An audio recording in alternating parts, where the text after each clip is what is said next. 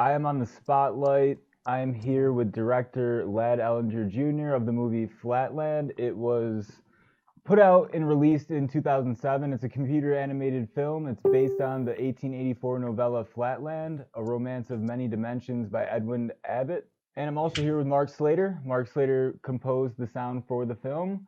He's a British composer that has been immersed in classical music and professional performance since birth.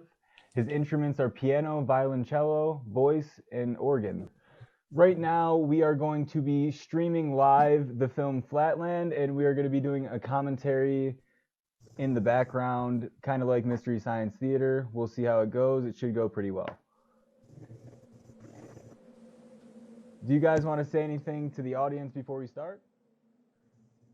No, I guess we could just go right into it, right, Mark? Yeah, sure. That's right, yes. I don't know how much I'm in Tokyo. Ready for your first sight Wonders of recognition modern lesson? science. I'm in Tokyo. Lads, you're in Alabama. Yeah, Huntsville right now. What do you see when Yeah, you look Huntsville, at me? Alabama. And then Mark Bowers, you're in Portland, right? I'm in Bend, Oregon right now. Oregon. What do you see right. at the edges of the line? Yeah. Look closer. So, We're spanning the globe. The fall. Yeah, it's kind of crazy that we can use technology and get together like this. To children and the Yeah. uneducated, it's nowhere Yeah. invisible.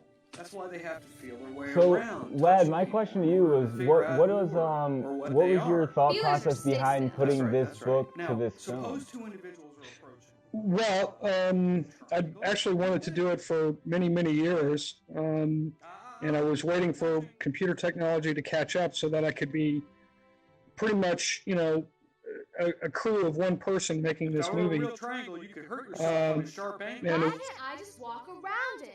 That way I could see the shading easier. That's not done in polite company. Sometimes. And the thing is that something like Lightwave and Adobe Premiere and Adobe After Effects and computers finally caught up enough so that I can end up sitting there and doing the thing myself instead of having to raise a ton of money to do it. So I was doing it as an independent filmmaker. And then Mark was kind enough to jump in and help me out on the sound, which is the one thing I can't do is music. And so Mark jumping in was a really big help. And as I recall, the main thing I was looking for was somebody to do some elements from Wagner towards the end of the film. He did a really great job of that.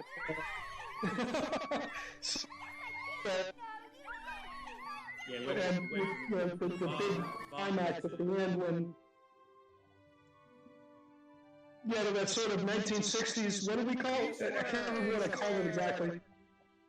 That sort of the chase music, which was funny as hell, I thought. I haven't taken her case yet. I'm meeting her this afternoon. Right. She's a chromatist. Accused. Like 5% of the So population. how did you meet Ladd to become involved with the project? Just because you work at the ministry, you Oh, can't go good around gracious me, accusing I- people without evidence. Lad, How did you? Didn't you just email me? So, out of the another blue show or something? trial. Yeah, I think I did, because you had had some experience with conducting. It was. Peace cry, you could be arrested. Was it Safe Reach March? There was something. That's not funny. Don't encourage her, B. Hey, Hexagon, that's my favorite nephew. Okay, what are you talking about? Is it about chromatism? Is it? Chromatism I is just hunted you cool. down or something. Where did he hear that? Go to your room. But my lesson. In your room! Yeah, exactly. Right. Germanic Can't connection. do anything, B.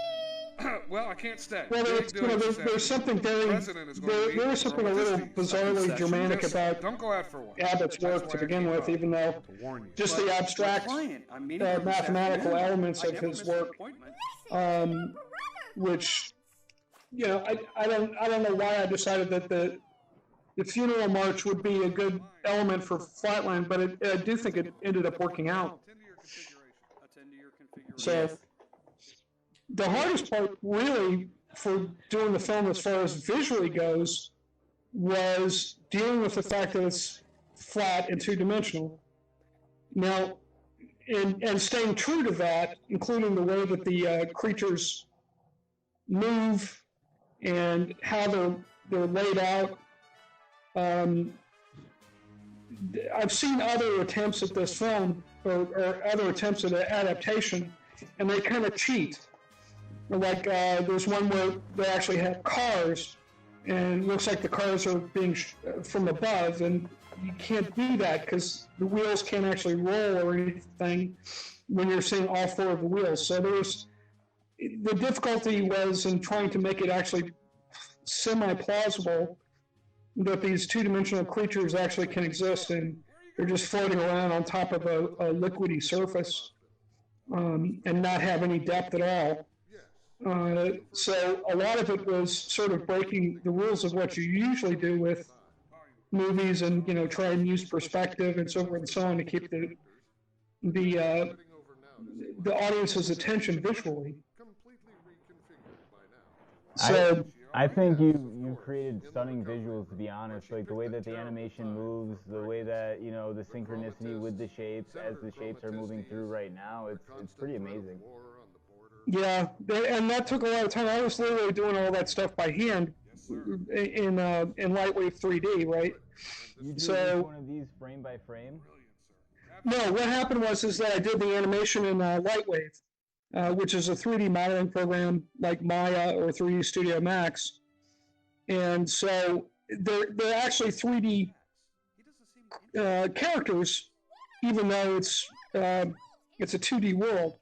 So yeah, they're actually little creatures that I made in 3D that moved around just a few millimeters above the background plane.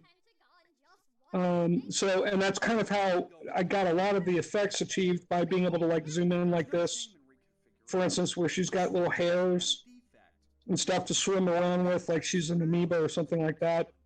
And then I can zoom in really, really close to her, her brain spinning, and her eyelids closing and that sort of thing. That's pretty stunning work, to be honest. Like I've never seen anything like it. Yeah, well, it's pretty bizarre because I'm trying to go, and it's trying to keep it in sync with what Abbott was describing.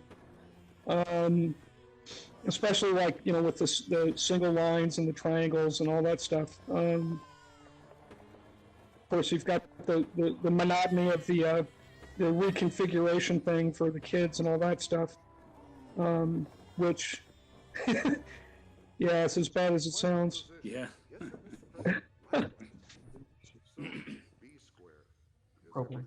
So I read the book by Abbott, and when I get close to the end of the book, the main character figures out I'm gonna ruin the movie, so I probably shouldn't do that.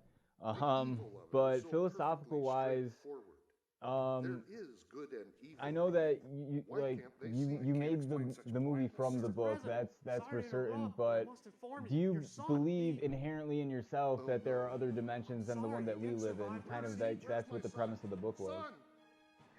Yeah, well, I think there's so many different elements to that, but yeah, I do think that from a mathematical perspective, there are plenty of other dimensions. In fact, after I put this movie out, I got tons of emails from astrophysics professors and so forth and so on, talking, cosmologists and so forth, talking about different dimensions. No, we think there's 19 or there's 12 and that sort of thing. But it's interesting. There's a couple of points that one guy made to me that I found fascinating, which was that in quantum physics, if I understand this correctly, in quantum physics you have typical layman's concept of the atom. You have the center particles, the neutrons and so forth, and then you have the electrons that spin around it. And when they get more energy, right, when they get hotter or whatever, then the spin goes faster, but also they jump further out in their orbit. Right? But as we imagine it, you would just kind of think it would be this gradual change from the center to the outer thing as a smooth graduation. But what actually happens in quantum physics is that electron pops from one point in one orbit into another orbit. And that doesn't really make a lot of sense. We never just have something instantly appear and then reappear, instantly disappear and reappear in another spot instantaneously. That doesn't happen to us in the macro world. But I heard this, the explanation is that it's actually moving through a different dimension in order to get there. So there is actually, in other words, the electron is actually only a small part of what we see in other dimensions that we cannot actually experience. So it's kind of like the electron traveling through a wormhole. Right. Well, it's like, A-Sphere, when he finally comes into the Flatland world, they can only see him as a circle, even though he's a sphere. Well, string theory and so forth, posits the concept that basically those particles are actually all that we can see of a much larger structure. So yeah, I do think those are definite possibilities. Now, in the case of Flatland itself, though, the idea is that the number of different dimensions and understandings are infinite, and so and that's partly what A-Sphere ends up having to grapple with. That it's not just a fascinating concept, but it also could be kind of a terrifying one. And that's something that I think he grapples with at the end of the film. It is a wild concept because it's kind of like we were taught to believe a certain thing, we were taught to act a certain way. So once, as a person, you decide that things are different and you start branching off from the norm, it kind of like, it doesn't make you an outsider, but people kind of look at you weird or funny if you try to mention these concepts in public. Well, right, and there's the the issue of, well, I mean, there's certainly a danger to being around somebody that sees things differently than you do, or a potential danger. Otherwise, it wouldn't be embedded in our genetics to be concerned about the other. So, I mean, I'm sure there's a sort of evolutionary reason for why human beings mistrust the different, the strange, the other. But, part of it is there's also, if you don't actually go out and explore those things, then there's a stagnation that occurs. And that's sort of what's happened to Flatland. The characters in Flatland, like, you look at these spheres and stuff, and they're all upset with Senator Chromatistes because he's completely other and completely different than anything that anybody else has dealt with.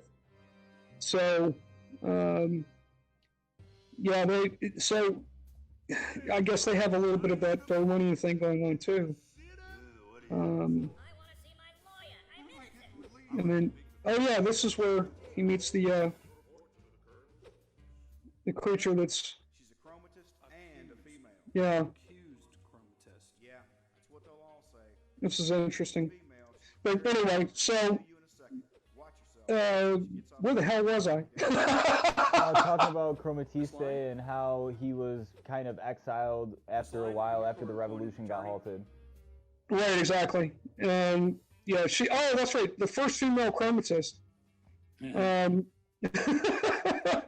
Which, and it's fascinating that Abbott's idea was that he was going to, I think, a great deal of his stuff was satire of British Empire, and because that was his time frame, and so a great deal of what we're doing in here is a satire of an entirely different kind of empire, which the American empire isn't really so much an empire; it's more of it's hard to explain. It's an empire of the mind as opposed to an empire of geography.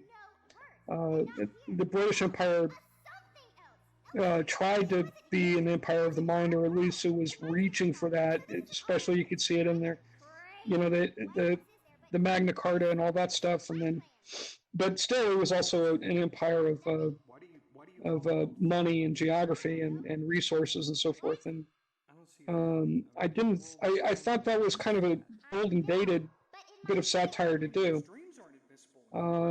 So I was trying to go more for a satire of the American Empire, which, you know, is also kind of a hard thing to pin down because it's not an empire in the traditional sense that, you know, like the Japanese imperial, speaking of being in Japan, like Mark is right now, you know, the Empire of Japan was an entirely different one than, say, the British Empire. So there are some politics to the movie as well, but they're kind of, I tried to make them more nebulous, because, well, for one thing, it's you don't want to be preachy, I don't think, and nobody likes getting, you know, if you want to hear about how awful and sinful you are, you might as well just go to church, right? Why would you want to? Why would you want to watch a movie that's preaching to you? So that's definitely true, because people don't want to be told what they do. They want to be able to see something and rationalize it for themselves, and you put it in a tangible way for them to see another idea. Right, exactly. And, you know, I think that the latest spate of movies that are basically committing suicide by, you know, basically saying, you know, the get woke, go broke kind of thing that's happening right now. You're seeing a lot of franchises basically destroying themselves. They're forgetting the cardinal rule of, you know, if you hate your audience, why the hell are you even making this thing? You know what I'm saying? Yep. So anyway, that's something that I haven't quite understood. But I do think that that we avoided that kind of stuff in this film. And actually, you know what? It's something else, Mark. I don't know if you know this, but I've been very surprised by how many kids actually like this movie. Oh, really?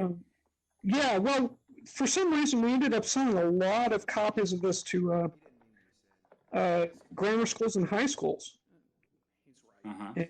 And I did not make this movie for kids, really. But we actually sold a lot of copies of this to math classes, I guess. And I still get emails from people who are like, "Oh yeah, I watched this when I was a kid in math class. It's the only math class I liked." So yeah, I guess it's kind of popular with kids. Little kids too like it for some reason, like 3 and 4 and 5-year-olds. I guess it's because of the, you know, the bright, sharp contrasts with the characters and so on. I think it could be a lot to do with that, but like the bunch of different shapes, the geometry, the contrast of colors, the vividness of the colors. It's like it's a lot of, you know, sensory things that are happening when you're watching it. Yeah, possibly. And I've always wanted to. I always had a hankering to go back and redo the film again. I still got all the files, Mark. I'm sorry? I still have all the files, you know. Oh, you do? Yeah, we could. We could do it again. Do it again. Right? Yeah, do it in a 10K or something, much higher resolution. Right. I think this version is 4K. Right. I tell you what, I would take out is probably a great deal of the the text at the beginning. Would you do a voiceover? Well, I mean, there was a voiceover with the text, I believe, wasn't there? Or was there not? No. Okay. But would you? I think I'm sorry. Well, I think it just used too much of it right at the beginning in the first 5 minutes or so. I would have probably taken it out, or should have taken it out before we released it. But it was basically like, you know, a year and a half of working on it, and there wasn't a lot of time at the end to reflect, to make sure that, you know, I got everything exactly the way I wanted it to. That always seems to be the curse of the director, the filmmakers. Is you're trying to second guess your audience. Are they going to understand this? And Yes. kind of thing, and you're so familiar with it, you can't be objective, you know. Yeah, exactly. It's like it'd be great to do like some novelists do, where they write the whole novel and they put it aside for 10 years, and then they come back to it, you know. Which is, I think, what somebody like James Joyce would do, even though he didn't tell anybody. I bet you he just spent he didn't spend 20 years writing Ulysses. He probably spent 1 year and then and then 6 months towards the end before release or whatever. So he could think it through. But the exact opposite of Dostoevsky. Dostoevsky used to have to write books in a month so he could pay his rent because he used to squander his money with his alcoholism. Well, yeah, that's true. And Philip K. Dick, the great science fiction writer, would pump himself up with amphetamines and try and write a whole novel in a week or something and get it out. And some of them were actually pretty good, but I mean, Time Out of Joint, and there were a couple of other ones that were the last Three Stigmata of Palmer Eldritch, which I'd always have wanted to make into a movie. He pumped those out in like a week, 2 weeks or something. But, of course, obviously that really tore him up. It's probably why he died so early. But, I can see getting into a fever like that and just, going on and do that. If only films could be made that way, where you could just sit down and pump one out in like 2 weeks and have it actually be substantial and good without all of the, the mechanisms that get in the way of actually, getting the film out there. It'd be great to just have a computer chip you could just plug into your brain and say, okay, this is what I want it to be, It's like that's one of the things Hitchcock always used to talk about, was wishing that he had some kind of a machine from IBM where he could just make a movie and have it done in a couple of weeks. As far as he was concerned, the movie was done after he did all the storyboards, which I think is kind of I think he was a little bit off on that, but not by much. Once you think it up, the rest of it is all just, the physical hard labor of it. And I imagine Hitchcock didn't like, spending a lot of time outdoors and, walking around and moving cameras around and lights and stuff like that. All of that can be very physically consuming. So, this was a tough scene to do, by the way, with Senator Chromatistes being killed. It was actually pretty difficult. Oh, by all the isosceles, right? Yeah, where they're going after them and moving some of them, like, they can't see very well, right? So sometimes they accidentally kill a circular senator here and there. But yeah, that was a tough one to animate, actually. And to have them cut up like that and bleeding. Yeah. It was actually kind of funny. It's kind of funny. And then him sitting there and blabbing to the president. And then I kind of saw him as sort of the idealistic revolutionary who doesn't really think through, one, how everybody's going to react, and two, the danger to himself physically and to the people that follow him.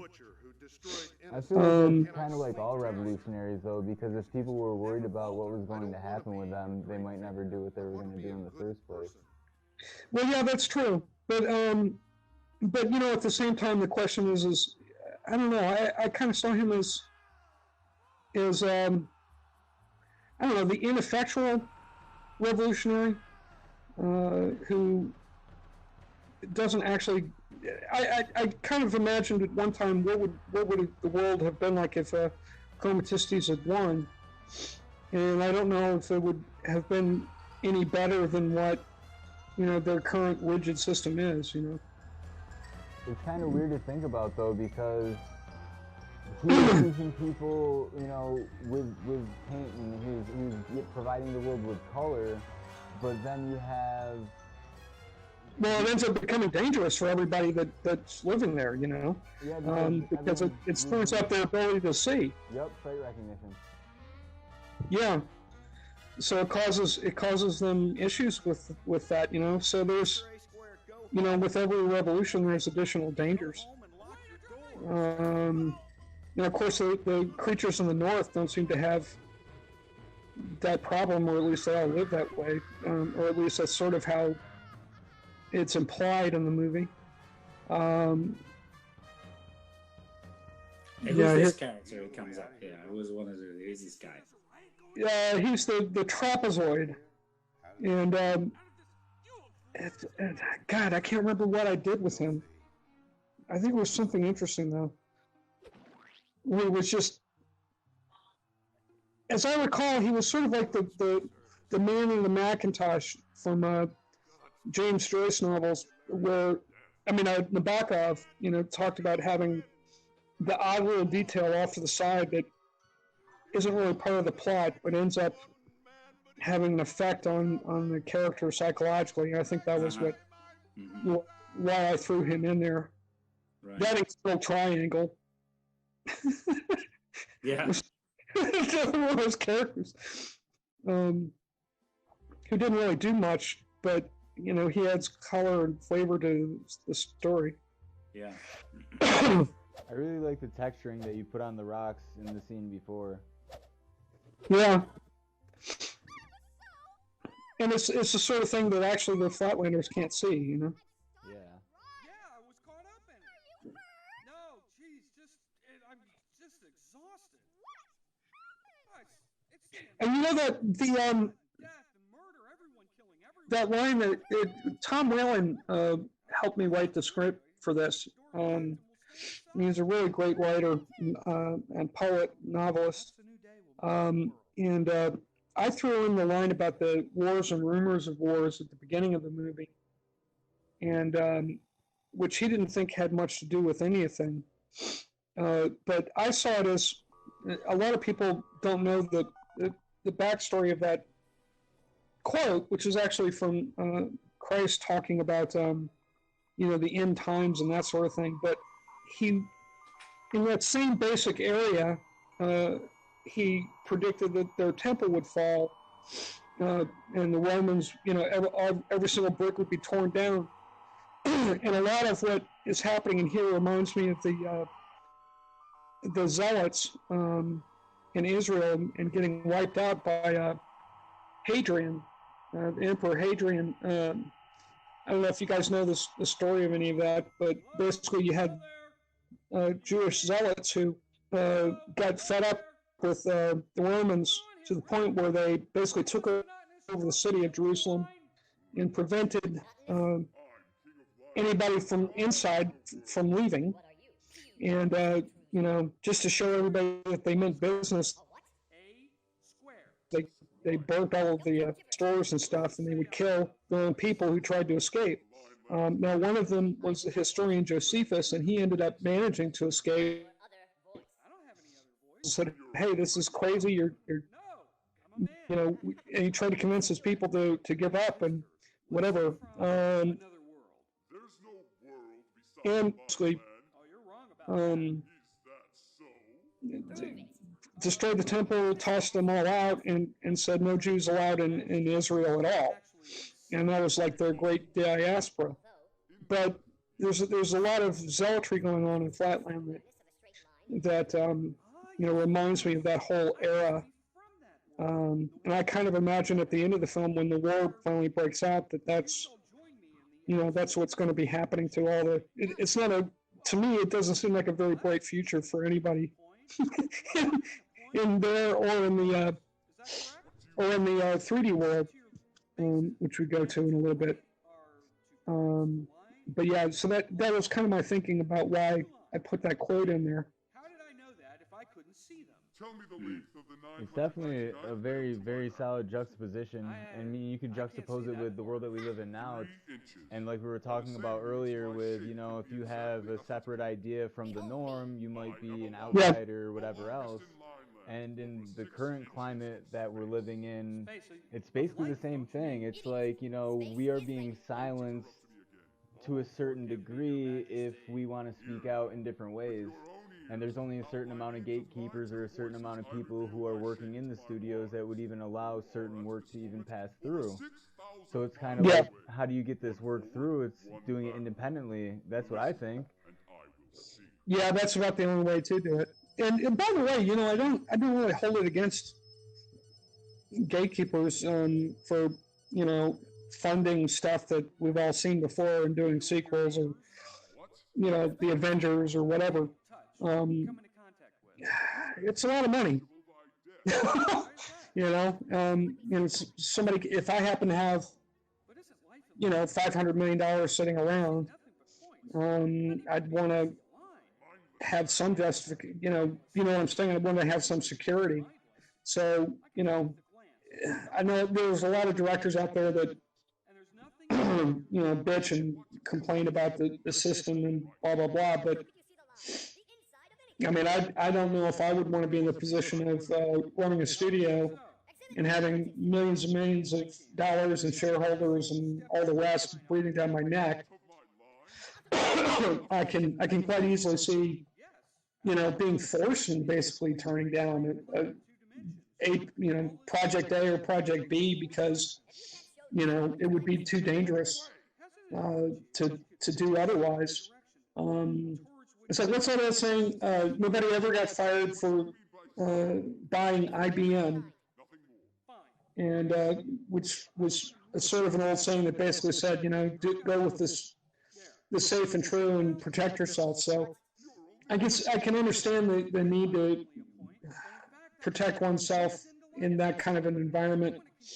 And look, you know, if you lose somebody's, you know, you lose $200 million for somebody, you know, that's kind of, that's on the level of, you know, even maybe being in physical danger, you know what I'm saying? Yeah, it's almost a death wish. They will find you.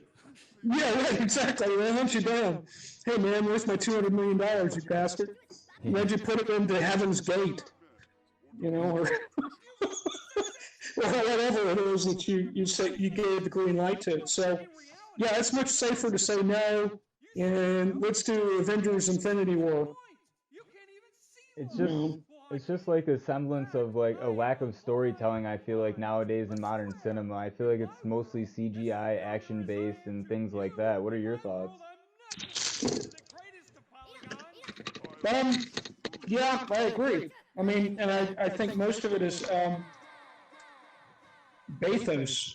You know, it's the whole Joss Whedon, let's make a silly little quip at the end of this big action sequence. And there's no thought to it. There's no